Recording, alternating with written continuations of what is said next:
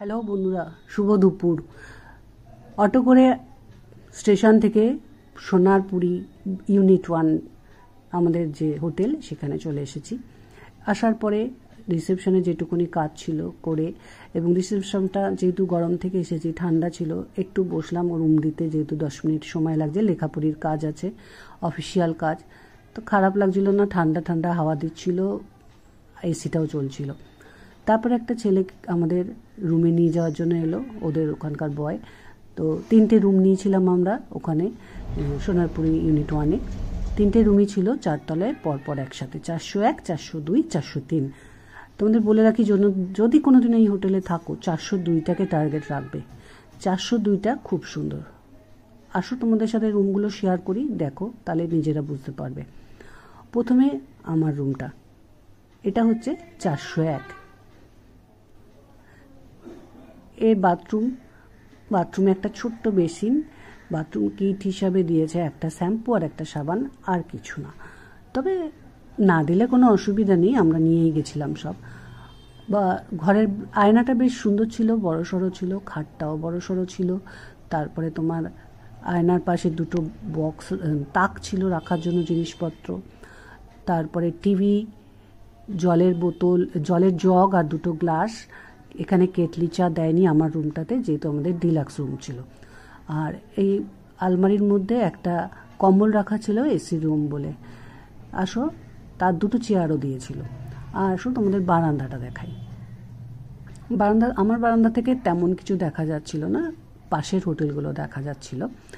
আর দিদির বারান্দা থেকে খুব সুন্দর সিনারি, চলো দেখবে।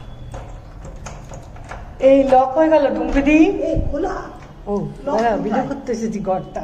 বাথরুমটা সেম যেরকম ছিল আমার বাথরুম, সেম কিছু কিট দেয়নি, কিন্তু এটা হচ্ছে সুপার ডিলাক্স।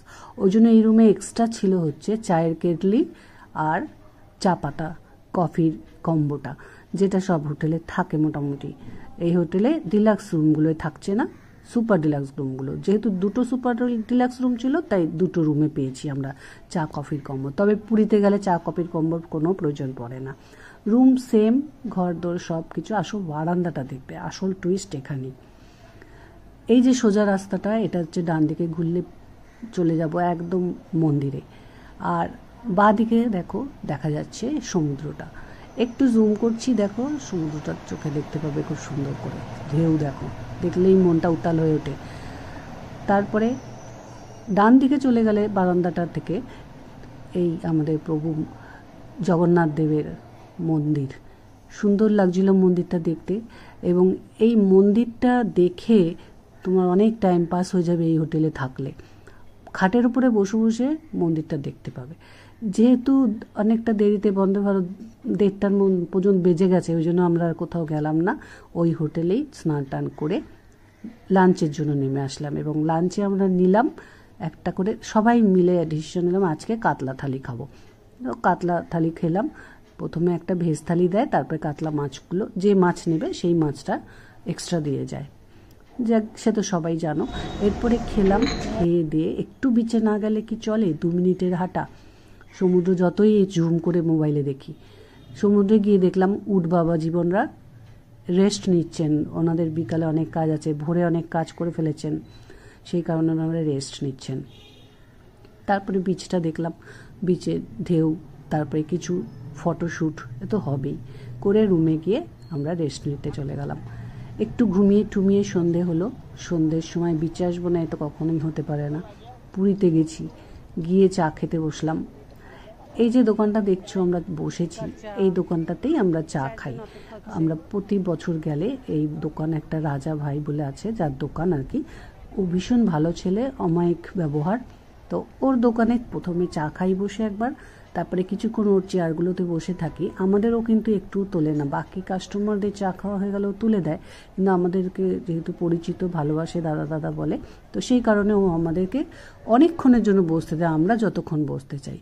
কিন্তু অতক্ষণ তো আর ওর চেয়ারটা আটকে রাখা যায় না, আমরা তারপরে একটু পিছিয়ে গিয়ে বসি, বাড়িতে বসি, অথবা ওখানে চেয়ার ভাড়া পাওয়া যায় সেখানে বসি।